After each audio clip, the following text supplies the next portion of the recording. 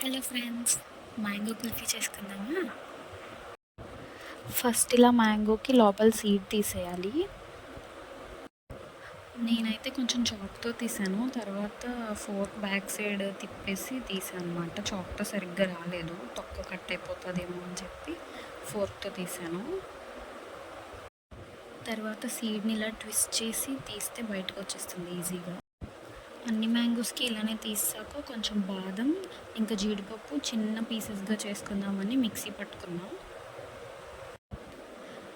తర్వాత milk boil చేసుకుంటూ అలా కలుపుకుంటూ ఉండాలి. తర్వాత కండెన్స్డ్ మిల్క్ యాడ్ చేశాను. ఒక పెద్ద ప్యాకెట్ మిల్క్కి 200 గ్రామ్స్ కండెన్స్డ్ మిల్క్ వేసా. కండెన్స్డ్ మిల్క్ లేకపోతే షుగర్ కూడా వేసుకోవచ్చు.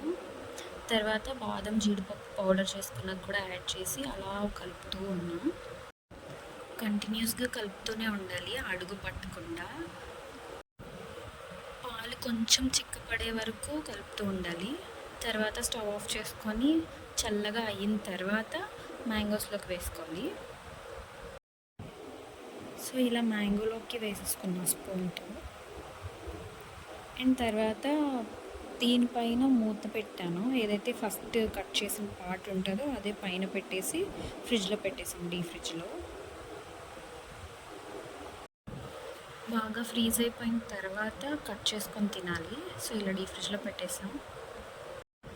టేస్ట్ ఎలా ఉందో నెక్స్ట్ వీడియోలో చెప్పేస్తాను. వీడియోని లైక్ చేయండి, షేర్ చేయండి, అలానే ఛానల్ని సబ్స్క్రైబ్ చేసుకోండి.